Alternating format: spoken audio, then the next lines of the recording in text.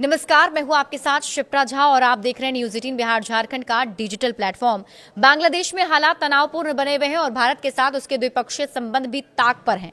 बीते कुछ समय में बांग्लादेश में भारत के दूतावास को भी निशाना बनाने और भारत विरोधी नारा देने की कई घटनाएं सामने आई।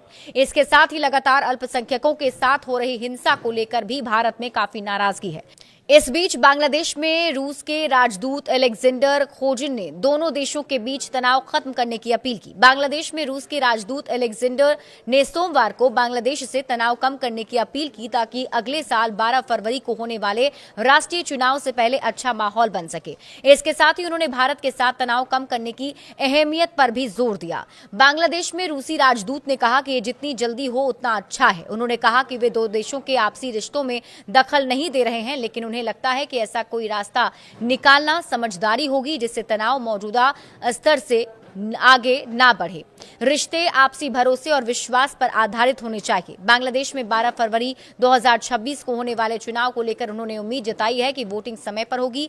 चुनाव पर्यवेक्षकों को भेजने के बारे में राजदूत ने कहा कि वे चुनाव आयोग के संपर्क में हैं और वे आयोग से आधिकारिक निमंत्रण का इंतजार कर रहे हैं। बांग्लादेश में हालातों को लेकर पूर्व मंत्री मोहिबुल हसन चौधरी ने कहा, बांग्लादेश में हालात बहुत तनावपूर्ण हैं, खासकर राजधानी ढाका और हमारे दूसरे शहर चटगांव में, क्योंकि इसे सत्ताधारी सरकार का संरक्षण मिल रहा है। वे कुछ चरमपंथी पार्टियों और संगठन को रोजाना बाहर आने और अराजकता फैलाने में मदद कर रहे हैं या उकसा रहे हैं, इसलिए हालात काफी अस्थिर बने हुए हैं क्योंकि चुनाव नजदीक आ रहे हैं। उन्होंने कहा, ऐसा लगता है कि वे कम से कम चुनाव का शेड्यूल टालना चाहते हैं और अपनी सत्ता बनाए रखना चाहते हैं।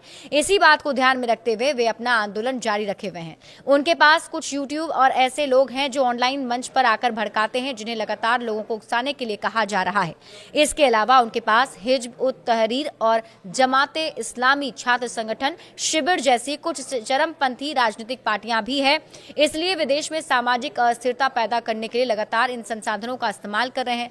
बीते कुछ दिनों में वहां पर जो भारत विरोधी गतिविधियां देखने को मिली, उसे लेकर मोहिबुल हसन चौधरी ने कहा, भारत विरोधी प्रदर्शन सिर्फ ढाका और चटगांव के कुछ हिस्सों तक ही सीमित है। ऐसा नहीं कि पूरे देश से भारत विरोधी भावना है। अलग अलग संस्थानों के कुछ उग्र चरमपंथी कट्टरपंथी छात्रों में कुछ ने कुछ कई मदरसा छात्रों को अपने साथ शामिल होने के लिए मजबूर किया।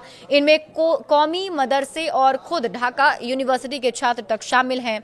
जो मदरसा छात्र कैंपस के अंदर रहते हैं, वे खाने और रहने के लिए मदरसों पर निर्भर होते हैं।